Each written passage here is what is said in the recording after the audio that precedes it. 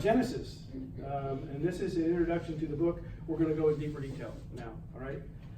Genesis, the Hebrew meaning of Genesis is in the beginning. It's Berith.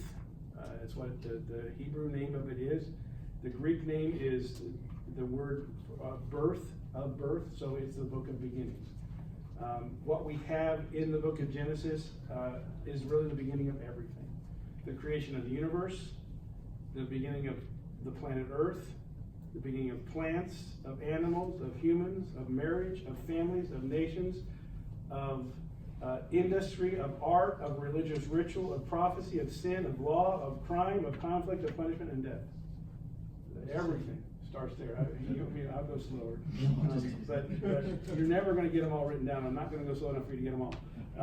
But really, the book of Genesis covers all of that. It covers the beginning of everything. It is the foundational book. So if you're going to get behind, if you're going to skip anything, do not skip Genesis at all. Stay in Genesis. Stay up with Genesis. Stay on board with Genesis. Genesis is the foundation for the rest of the Bible. If you don't believe Genesis, you might as well get rid of the rest of the Bible, because it is the foundation. I think if you watched the John MacArthur, Ben Shapiro interview the other day, John MacArthur says, if it wasn't for the Old Testament, I couldn't believe the New. And I think a lot of us don't view it that way. A lot of us view the Old Testament as source material, and it's not. It is foundational. And the book of Genesis is absolutely foundational. It is not a myth. It is not an allegory. It is not a tale told about, it is definite history written to lay out the foundation for this is why we need a Savior. This is why we need to be rescued. This is why and how sin is passed from Adam to all of us. And if we deny Adam, then we must deny sin. If we deny one father of a race, then we deny the fact that sin could be given to all of the race that's descended from him. It's a big deal. Genesis is a big deal. And so spend the time in Genesis that you need to spend and enjoy really interacting with this book. So all of those things start in the book of Genesis. It lays the foundation. Genesis really divides itself up through, I guess, 8 main characters. 8 main characters in the book of Genesis. The first is God. The first main character in the book of Genesis is God. His story begins in Genesis chapter 1. He doesn't begin. His story begins in Genesis chapter 1, verse 1. He pre-exists all of that. This is really a quandary I have, because I've tried to explain and tried to come up with a word for God's relationship to creation and the universe, and there really isn't a word you can do. Because any preposition you use describes some kind of relationship or some kind of a place or placement, and he's not. He's not even outside. He supersedes all of creation because he pre-exists all of it. He goes way far beyond it. He's not bound by time, by space, by any of that kind of stuff. He said, let there be, and there was. That's pretty amazing. As you just take, I think if there's one verse that all of us would have memorized, it's funny, when I do my Moses lines, the very first words God's had me to record are, and oftentimes the folks that were there would start quoting that verse with me. In the beginning, God created heaven and earth. And I think it's so familiar to us. It's so familiar to us. We don't recognize the impact of those words and how important those words are. Because what that does is it displays God as the almighty, powerful creator who said, let there be light, and there was light. Who said, let there be, and there was. And he did that over and over and over again. Not only did he say it, but in his mind, if he has a mind, see, that's the thing. We try to put him in anthropological form, or and we can't do that. Anthropomorphism. We can't do that. We cannot, attach those things to him, although that's how we try to view him. But we need to see him as so far beyond all of that, so far beyond any of that. And so it's so significant as we recognize in Genesis chapter 1 and Genesis chapter 2 the almighty power of God. And yet, that almighty powerful God desired relationship.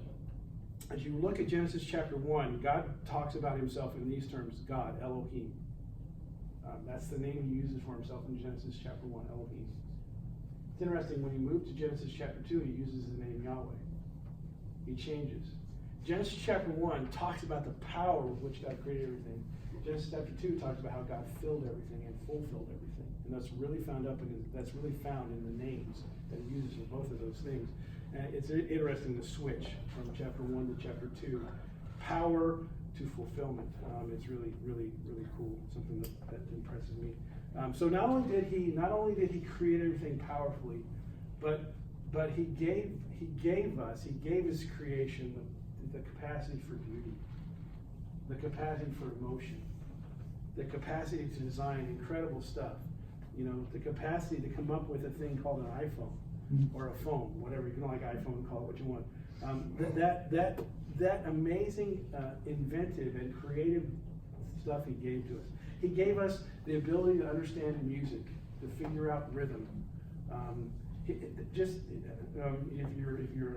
you're a nerd, he gave us math. I love the fact that math is math. And 1 + 1 is always 2, unless you're Einstein, and you figure out a way to make it not 2. I get that. He's a weird man. But the fact is, there's surety in that, and that's how God created it. So Genesis chapter 1, verses 1 and 2 really are. Don't read them so much as a display of creation. Read them as a display of God and who He is and what He's done, because He's the main character. In those 2 chapters, God is the main character, and His action in creating the universe and filling the universe up is really what's on display there. And they're not chronological. Genesis 1 is not followed by Genesis 2. Genesis 1 says one thing, and Genesis 2 kind of fills in the details of how that happened.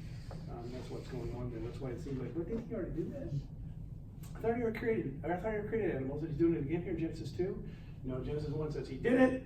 Genesis 2 says, and here's how He fulfilled it. Here's how He filled it up. So that's what's going on there.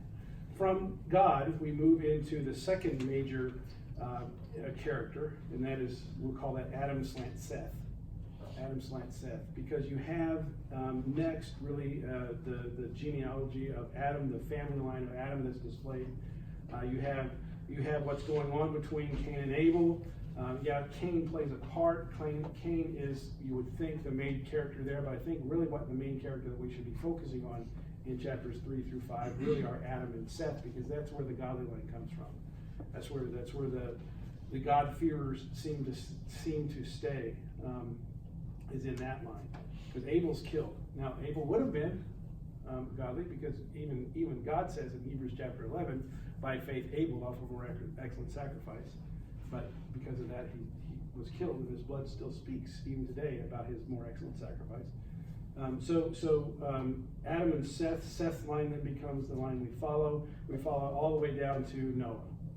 And so chapters 3 through 5, Adam is next. Really, we don't know a whole lot about Adam's life after the fall, except that he had a bunch of kids. Lived 900 years. You can have a lot of kids in 900 years.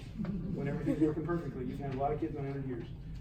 Just think of 70 people. In 430 years, 70 people went to 2 million in Egypt. Just take all of the some of the ultraviolet, whatever it's called, the rays of the sun, radiation, those kinds of things. You could live a long time in those days and have a lot of kids, and that's how the earth got populated the way it did. So Adam and Seth, we don't know a whole lot about them, except what's really shortly talked about there in the chapters 3 through 5 of Genesis. From Adam and Seth, we move to Noah, starting in chapter 6 of Genesis. We move to Noah, 6 through 11. Noah becomes the main character. Again, I love what it says about Noah. Noah didn't earn righteousness. Noah didn't earn grace. Noah found grace. You have the description of man as being evil only continually, God being evil only continually, God being sorry that He made man, and then it says, but Noah found grace. Found grace. Didn't earn grace. Noah wasn't a righteous man. Noah found grace. God said, I want you to do this for me, and Noah obeyed. So in the Noah narrative, you have his building the ark. You have his getting on the ark. You have the flood that happens. And then you have the post-flood incidents that take place. Some of those aren't so nice. You have the issue with Ham and with Canaan, Noah's grandson. Something bad happens there. We're not exactly given much detail, except it was something sexual, because the terms that are used in the Hebrew often it is describing a sexual sin that Ham and Canaan perpetrate on Noah. Because of that, Ham and Canaan are judged. Canaan happens to become the father of the Canaanites, who are cursed, and that's why God gives that land to Israel. It's really really fits all well together. The 6 through 11, we end chapter 6 of Genesis with the Tower of Babel. The Tower of Babel, where God disperses the nation, changes languages, disperses the nations. Then the nations all start, but that's really under Noah being the key figure in that section.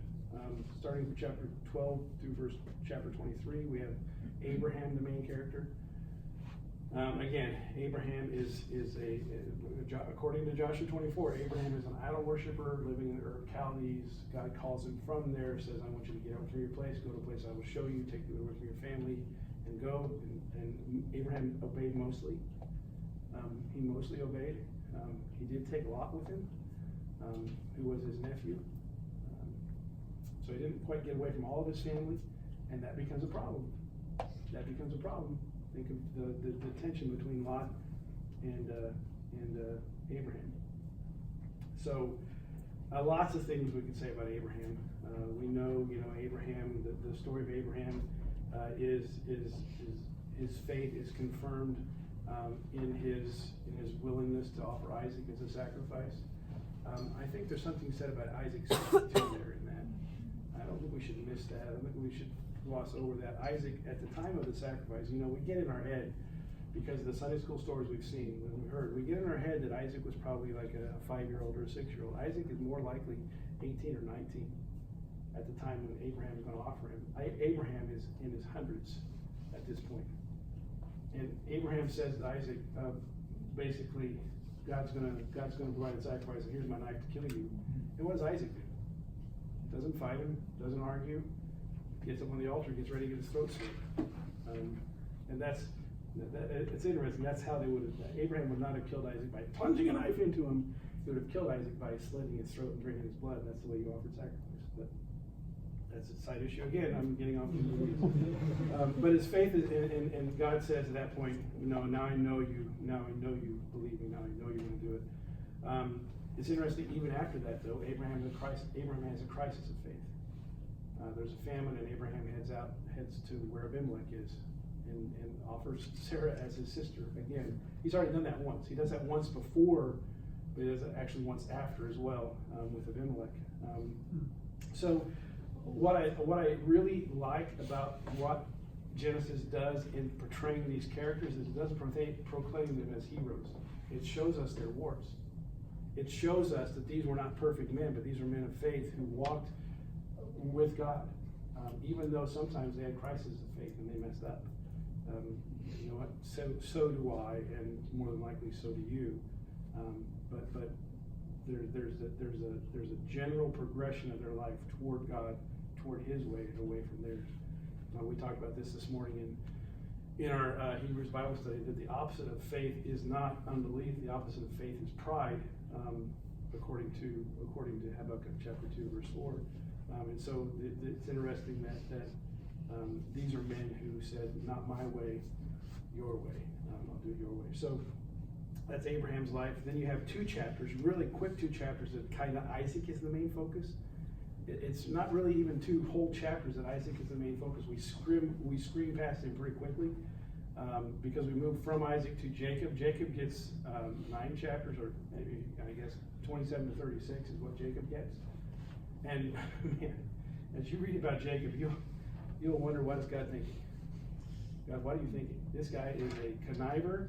Jacob means usurper, by the way. His name means usurper, and that's exactly what he does. He usurped Esau's birthright. He usurped Esau's place. He wormed his way in there, and he didn't need to. God could have handled that just fine. He didn't need Jacob to help him, but Jacob and Rebecca helped anyway. So you have the Jacob story, lots of fun stuff in the Jacob story with what's going on with him and Laban. I don't know if you ever have, maybe you still have, the mitzvah thing.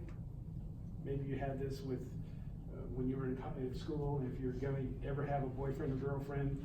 There's this little coin thing, and it breaks itself into 2 pieces, and it says, God put a watch between me and you while we're apart, and it's like, oh, how sweet.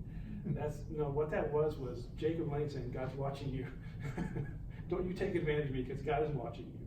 That's what they're saying in that mitzvah thing. I think it's hilarious that people use that. Just like I think it's hilarious that people use Jeremiah 29:11 for graduation from high school. If you're going to send a card for graduation from high school, don't send Jeremiah 29:11, please. I know the plans I have for you, plans to prosper you. They're going into 7 years of captivity. Okay? Context is really important, and it's not a good thing. Life is going to be really hard for you. That's what you're saying. So Jacob's next, and then you have the Joseph story. One of the classic stories of the Bible is the story of Joseph. That's from 37 to 50. And that finishes up Genesis. Again, key themes of Genesis are really what the founding of the universe, the beginning of sin, and God's beginning to deal with sin. Key verse in Genesis chapter 3, verse 15, where after the fall, God promises a redeemer. Just read it real quickly. He said to the woman, I will intensify your labor pains. You will bear your children with painful effort. That's 3:16. I'm on 3:15. Still, this is what he's talking to the serpent. I'll put still in between you and the woman, between your offspring and her offspring. He will strike your head, and you will strike his heel. So there's a promise there. It's called in theological. It's called the proto-evangelical. It's the first reference to the Savior, and it's the seed of the woman. It's interesting. He doesn't say the seed of the man.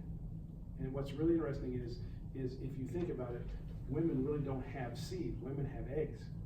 It's the man who has seed. And yet he says, in that day, I will put in between your seed and her seed, pointing to the virgin birth there in Genesis chapter 3. It's a point toward the virgin birth, which is really kind of cool for me. But there is the beginning of sin, and there's the beginning of the promise of redemption, and the beginning of laying out that plan, and the more clear definition of who that will be, because we get moved from just anybody, from any woman, any person that could be, to a descendant of Abraham, because God makes it really clear He's going to bless all nations through Abraham. You all nations will be blessed. Genesis chapter 12, verse 3. Then that blessing moves from Abraham, not to Ishmael, but to Isaac. That blessing then moves from Isaac, not to Esau, but to Jacob. And then Jacob, at the end of Genesis, Jacob blesses his 12 sons as the nation of Israel, and then that blessing gets passed. But specifically, Jacob blesses Judah as the one who would lead his brothers. And then later on, we'll see more definition given to David, a descendant of Judah, and then the Davidic king would come and would be a descendant of David. So you begin to see that broad scope really start to get focused down on who that Messiah would be. So that's what Genesis is about.